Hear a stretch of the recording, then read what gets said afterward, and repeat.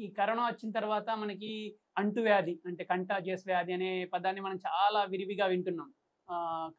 అంటువ్యాధి, అంటువ్యాధి అని. ఈ అంటువ్యాధి అంటే ఏందంటే ఏదైనా ఒక జబ్బు ఒకరి నుంచి ఒకరికి నీటి ద్వారా గానీ, గాలి ద్వారా గానీ, ముట్టుకోవడం వల్ల గానీ ఇలా సోకే వాటిని అంటువ్యాధులు అంటారు.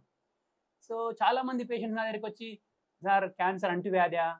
మేమందరం ఒకే ప్లేస్‌లో ఉంటున్నాము. మా మదర్‌తో కలిసి. మా పిల్లలు అక్కడే ఉంటున్నారు. మేమందరం ఒకే రూమ్ షేర్ చేసుకుంటున్నాము. ఒకే బాత్రూమ్ షేర్ చేసుకుంటున్నాము.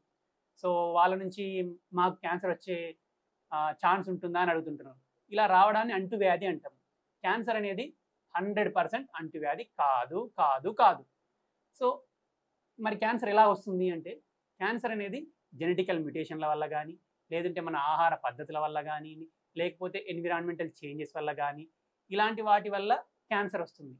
సో ఈ క్యాన్సర్‌కి మన అంటువ్యాధి అంటే